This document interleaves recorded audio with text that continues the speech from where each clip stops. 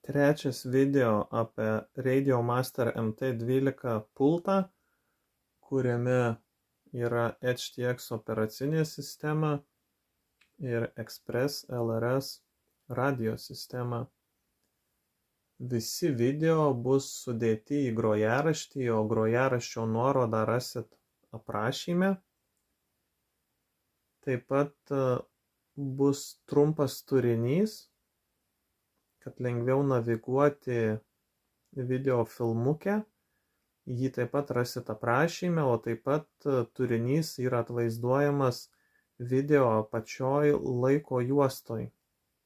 Trečias video apie tai, kaip tokiu pultu sukalibruoti modelį. Tai yra servo eigai nustatyti, servo varikliai nustatyti eigas, galutinius taškus, centro padėtį, pakeisti kryptį.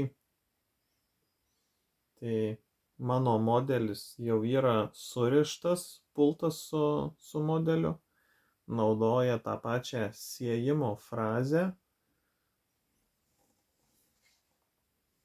Pradžiai trumpai apie ideologiją, kaip HTX sistemoj vykdom kalibravimą, derinimą servo mechanizmo. Tai einame į modelio meniu ir puslapiais žingsniuojam. Pirmas mus dominantis puslapis yra Inputs. Šiam puslapį matome žmogaus įvestis, kuriomis valdomas modelis. Tai automodelio atveju tiesiog gazas ir vairas, throttle ir steering. Lėktuvo atveju būtų žymiai daugiau čiaptų punktų. Sekantis puslapis tai yra įvestis miksuojam. Va čia ir matom, ką mes miksuosim. Ir raidė reiškia input. Prieš tai esančiam lange sukurtas inputas. Tai mes šiam channel 1 pirmam kanale miksuojam throttle gazo inputą ir čia jau jo vertės matom tų visų miksų. Ir tada sekantis puslapis yra outputs. Tai taip žiūrint tokia 3 elementų, tokia triada, tai inputai įvesti žmogaus. Tada jos miksuojamos ir tada paskutinis trečias etapas, jos yra išvedamos. Outputs, išėjimai. Visi išėjimai iš eilės.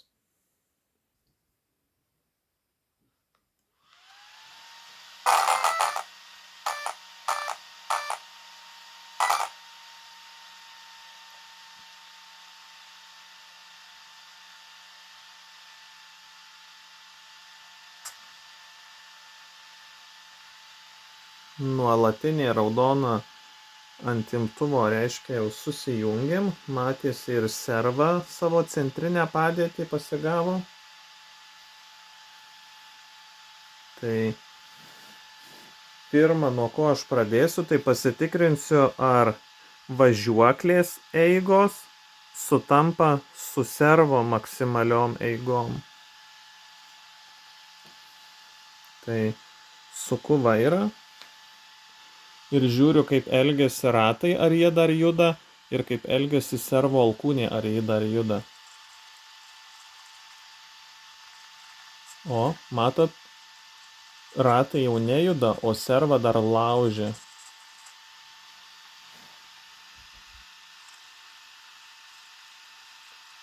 Ratai nejuda, serva laužia. Vadinasi, man reikia apriboti servo eigas. Patogiausia tai atlikti inputs įvestyse, nes aš modeliui signalizuoju, įvedu vairavimo komandą ir tą vairavimo komandą aš noriu apriboti. Tai ilgas paspaudimas, edit ir įeinam redaguot.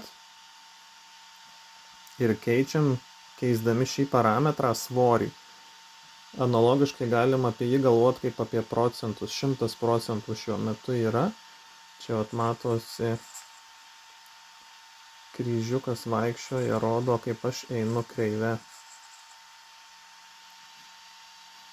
Taigi žiūrim, aš dabar mažinsiu šitą vertę ir pažiūrėsiu, ar vis dar atsiremia į kraštinės ribas.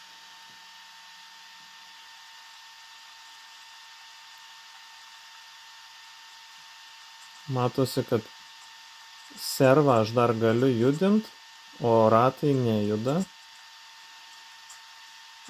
Ir realiai žiūrint į pačią servą, aš vis dar matau, kad ją laužia laikiklyje. Va, jinai juda, kruta, o ratai nejuda. Dėl to dar mažinu. Dar truputį.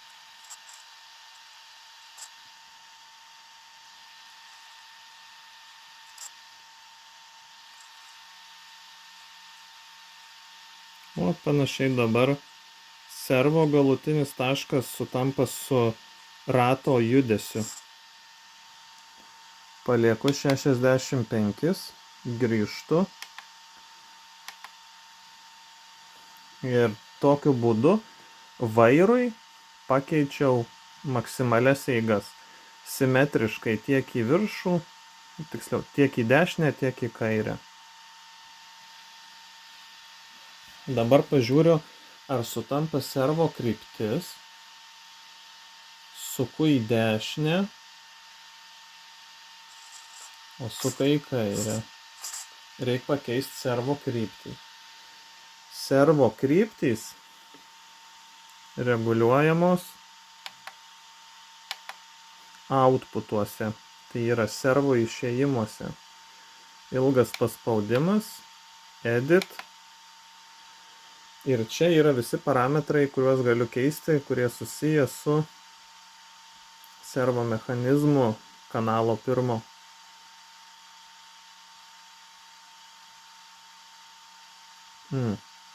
Bet ne pirmas. Mano vairas yra antras. Grįžtu atgal pasitikslint. Taip, vairas yra antras kanalas. Miksuose matau, kad antram kanalui yra priskirtas vairas, steering. Antram kanale yra priskirta. Dabar žinau, ką aš turėsiu keisti outputs lange. Keičiu antrą. Ir direction, tai angliškai kryptis. Invertavau. Dabar matau, kad kryptis sutampa. Čia beje ir kraštutinės eigas galima keisti, ką mes jau atlikom, apriboti servo eigą. Min-max. Minus 100% plus 100. Bet čia toks dvigubas darbas, turim sukalibruoti ir į dešinę, ir į kairę atskirais koeficientais, kur mano važiuoklė yra tvarkinga, simetriška ir man yra paprasčiau atlikti tai inputs languose ir iš karto apriboti svorį to koeficiento, to ratuko vairo vienu skaičiumi keičiamu. Bet jeigu jūsų važiuokliai reikėtų skirtingai pakoreguoti dešinės ir kairės ribas, tai čia yra ta vieta, galėtumėt alternatyviai šičia pakeisti servo galutinius taškus. Senųjų pultų analogija min ir max outpute yra kaip endpointai, servo mechanizmo endpointai. Ir dar, man atrodo, mano ratai neutraliam taške yra gan tiek pasisukę nemažai ir reikia iškalibruoti ir tai atliekam koeficientų sub 3. Pajudinau. Čia matot, galima būtų pavadinimą suteikti, kad ateityje paprasčiau būtų reguliuoti modelį. Iškart matytumėm, kad kanalas antras vairas.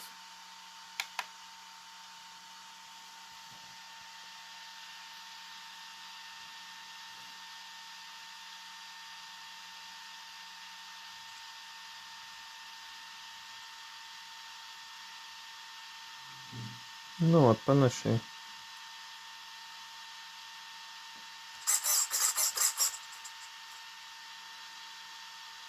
Panašiai tiesiai stovi. Sub-trim vertės 7,8. Šitą vertę aš dar galėsiu pasikoreguoti jau važinėjimo metu. Šito lango net uždaryti nereikia. Tiesiog jį atsidarai, važinėjasi ir ieškai optimalaus taško.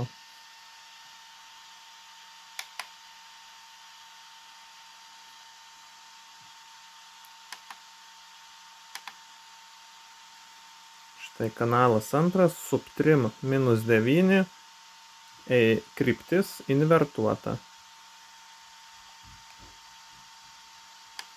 Važinėjimo metu greitai korekcijai be abejo galima naudoti standartinius trimus.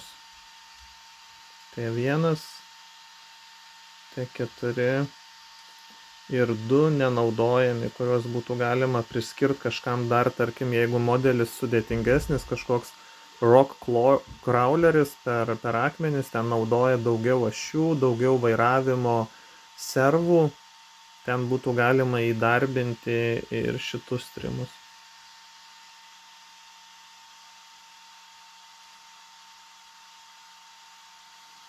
Kalbant apie trimus, tokia pastaba, nerekomenduoju servo eigos keisti krypties input lange, nes eksperimentuojantis modelistas atėjęs čia galėtų pastebėti, kad įėjus į vidų aš galiu vietoj 65 pasirinkti -65 ir tokiu būdu invertuoti servo mechanizmo kryptį. Bet taip nedarykit, nes servo jūs gal ir invertuosit, bet trim mygtukas nesiinvertuos. Ir gausis tokia priešinga logika. Jūs sukat į dešinę, norit trimint į dešinę, keliat mygtuku, į dešinę triminat, o realiai triminsis į priešingą pusę, į kairę, nes inputuose kryptis invertuota, o trimas standartinis. Toks, koks iš gamyklos eina. Tai trim on.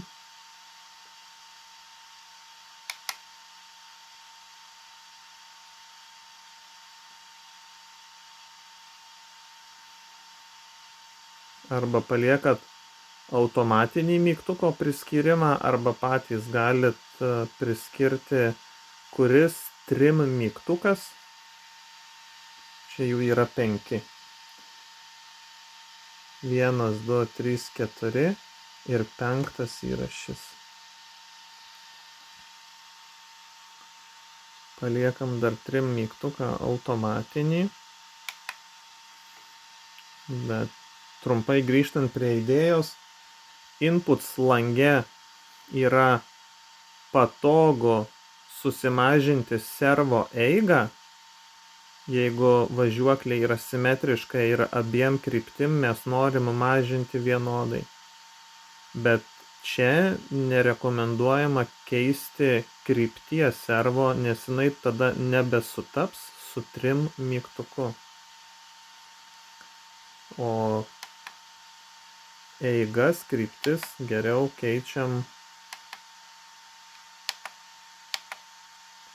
outputs lange. O miksuose atliekam savo įvairius miksus. Automobiliuose jų netiek daug, gal crawleriuose yra jų biškį ir daugiau, o šiaip šitas puslapis daugiausiai žavesio turi lėktuvus modeliuojant, nes HTX operacinė sistema yra universali, jinai naudojama ir lėktuvuose, ir jei paimtumėt Radio Master, pavyzdžiui, Zoro ar Boxer radiją, tai šie meniu jūsų matomi būtų identiški vienas prie vieno. Tiesiog, pavyzdžiui, inputuose būtų svirtelė throttle, elevator, rudder ir panašios atitinkančios lėktuvų valdymo plokštumas.